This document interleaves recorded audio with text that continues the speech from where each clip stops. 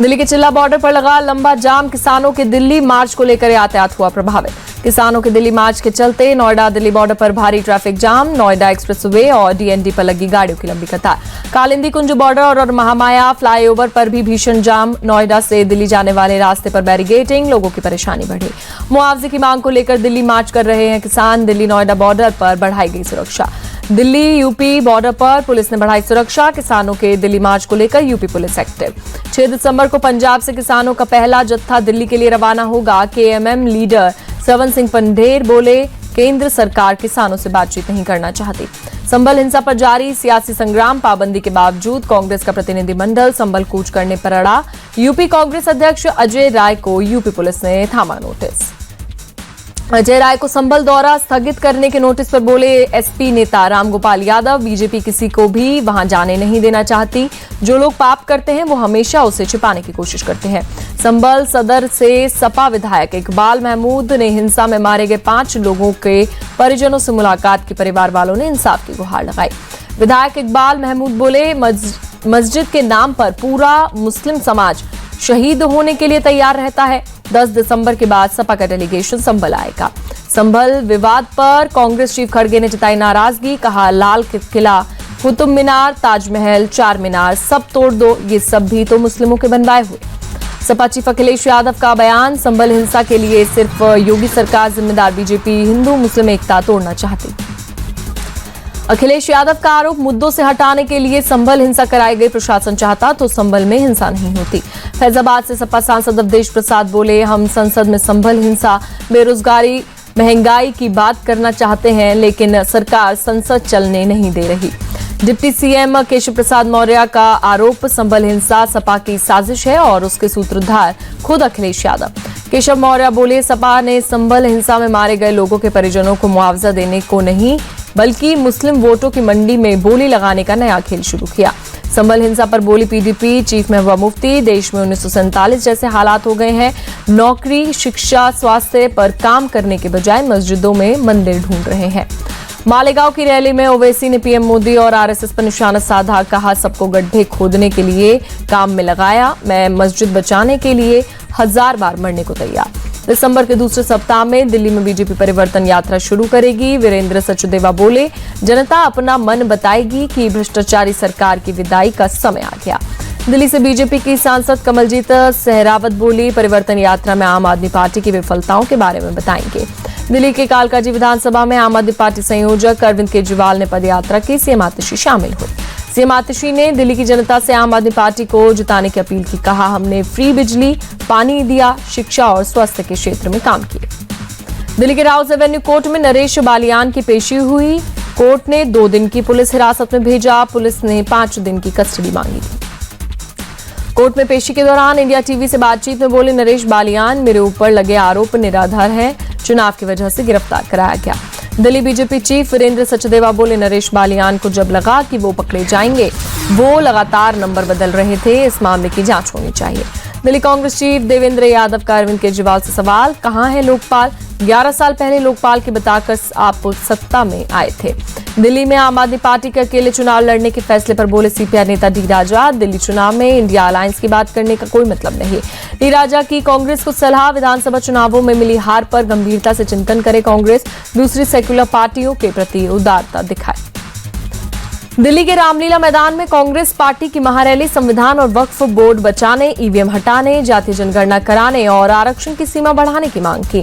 Congress chief खड़गे ने BJP पर देश की एकता को तोड़ने का आरोप लगाया, कहा बीजेपी के फैलाए नफरत के खिलाफ लड़ने के लिए राजनीतिक शक्ति की जरूरत। मल्लिकार्जुन खड़गे बोले, कांग्रेस वक्फ संशोधन बिल के खिलाफ, बोर्ड के नियमों को पूरी तरह बदलना देश को बर्बादी की तरफ ले जाएगा। केंद्रीय मंत्री गिरिराज सिंह का तंज, कांग्रेस को संविधान पर कुछ भी बोलने का अधिकार नहीं है, उसका बोलना चोर का चोरी के खिलाफ बोलना जैसा।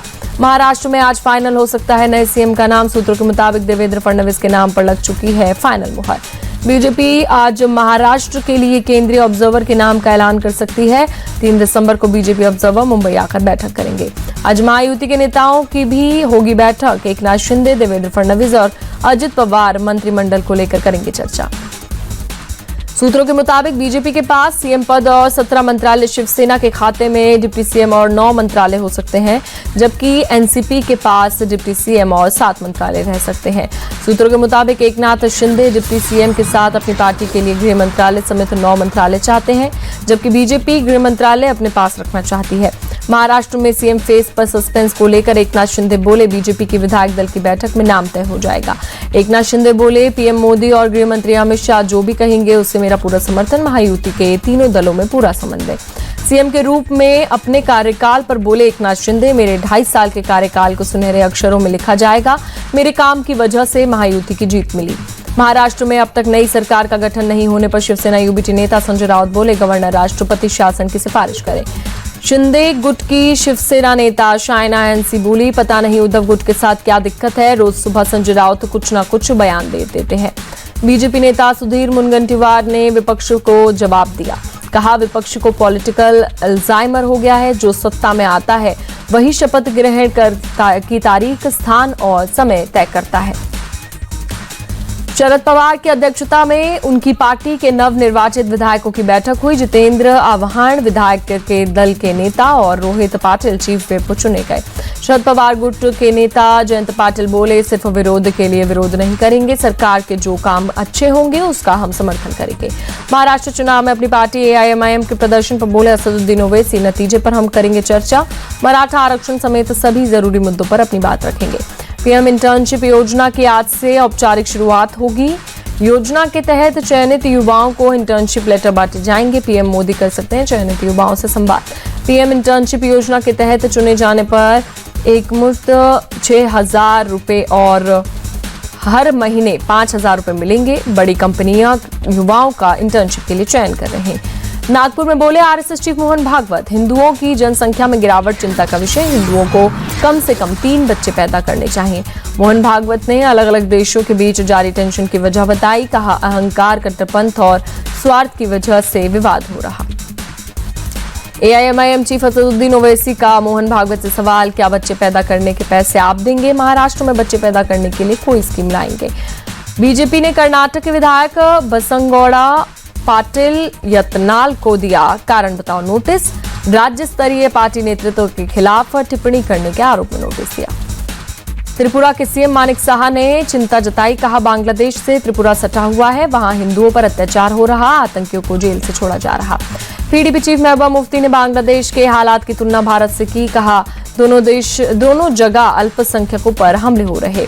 बीजेपी नेता रविंद्र रैना बोले, महबूबा मुफ्ती ने आज राजद्रोह वाली बात कही है, उन पर मुकदमा चलना चाहिए।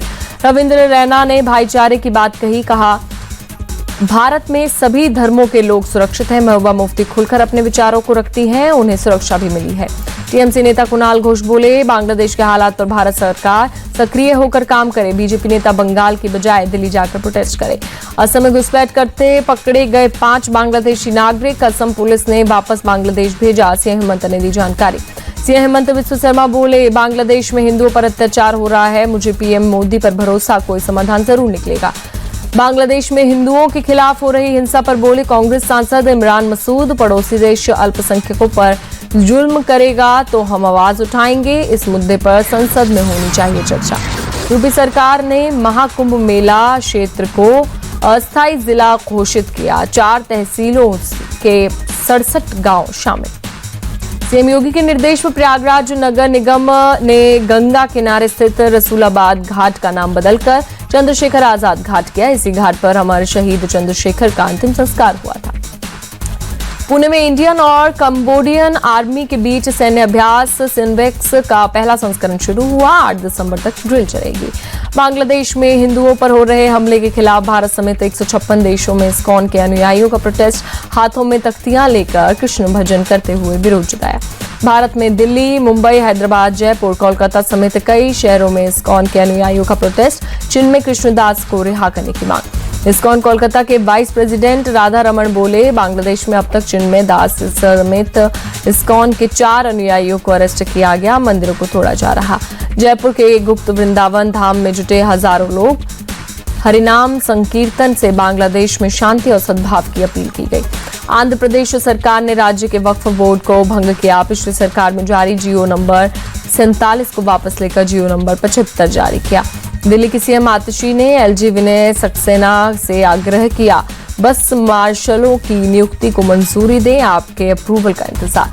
जामिया मिलिया इस्लामिया यूनिवर्सिटी ने छात्रों के लिए आदेश जारी किया, बिना परमिशन कैंपस में धरना, प्रोटेस्ट और नारेबाजी पर रोक लगाई। झारखंड में आलू की कीमत बढ़ने से आम जनता परेशान। बंगाल सरकार ने अपने पड़ोसी राज्यों में आलू के निर्यात पर रोक लगा रखी है।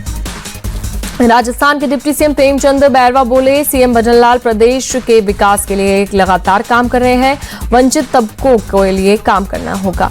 बढ़ते साइबर क्राइम के मद्देनजर भोपाल पुलिस ने हबीबगंज थाने में साइबर हेल्प डेस्क का शुभारंभ किया है। ऐसा करने वाली एमपी का पहला जिला बना भोपाल। उज्जैन में सिंहस्थ 2028 की समीक्षा बैठक, केंद्रीय मंत्री जेपी नड्डा और मुख्यमंत्री मोहन यादव रहे मौजूद।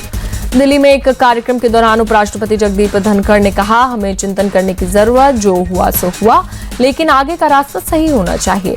उपराष्ट्रपति जगदीप धनखड़ का बयान, बोले विकसित भारत का निर्माण किसान की भूमि से होता है, किसानों की समस्याओं का तेजी से समाधान होना चाहिए। 12वीं fail fame actor Vikrant Massey ने एक्टिंग से संन्यास लिया। इंस्टाग्राम पोस्ट पर फैंस को चौंकाया। 2024 में दी थी करियर की सबसे बड़ी ब्लॉकबस्टर फिल्म। विक्रांत ने इंस्टा पोस्ट में लिखा, अब अपने आप को संभालने और घर वापस जाने का समय आ गया। 2025 में हम एक दूसरे से आखिरी बार मिलेंगे। साइक्लोन फेंगल का दिखा रौद्र रूप। चेन्नई में 3 लोगों की मौत। पुडुचेरी में सेना ने 100 लोगों को किया रेस्क्यू। पुडुचेरी के गवर्नर ने तूफान से प्रभावित कृष्णानगर का दौरा किया। राहत और बचाव कार्य का किया निरीक्षण। लगातार हो रही बारिश की वजह से पुडुचेरी सरकार का फैसला, आज सभी स्कूलों और कॉलेज में छुट्टी घोषित। पुडुचेरी में सेना ने चलाया राहत बचाव अभियान। चक्रवात की वजह से भारी बारिश के बाद घरों में फंसे लोगों को निकालना जारी। नाव के जरिए लोगों को सुरक्षित जगह पहुंचाया गया। भारी बारिश के बाद कमर तक लगा था पानी। तमिलनाडु के नीलगिरी जिले में भारी बारिश के चलते स्कूल और कॉलेज बंद। मौसम विभाग ने पहले ही जारी किया था अलर्ट। तमिलनाडु के उप मुख्यमंत्री उदयनिधि स्टालिन ने विलुपुरम इलाके का दौरा किया। चक्रवात फेंगल से प्रभावित लोगों को बांटी राहत सामग्री। उदयनिधि स्टालिन ने सड़क पर उतरकर हालात का जायजा लिया। चक्रवात फेंगल की वजह से हुई बारिश के बाद हुआ था जलभरा। कांचीपुरम में भी दिखा चक्रवात फेंगल का असर। भारी बारिश की वजह से कई इलाकों में जलभरा।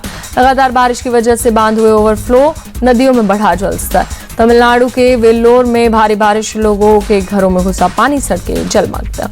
मौसम विभाग ने केरल में रेड अलर्ट किया जारी। आज भारी बारिश की आशंका। हैदराबाद के कई इलाकों में बीती रात बारिश। आज आम जनजीवन प्रभावित, गाड़ियों की थमी रफ्तार। दिल्ली के कई इलाकों में बहुत खराब श्रेणी में पहुंचा air quality index. India Gate के आसपास दिखी धुंध की मोटी परत।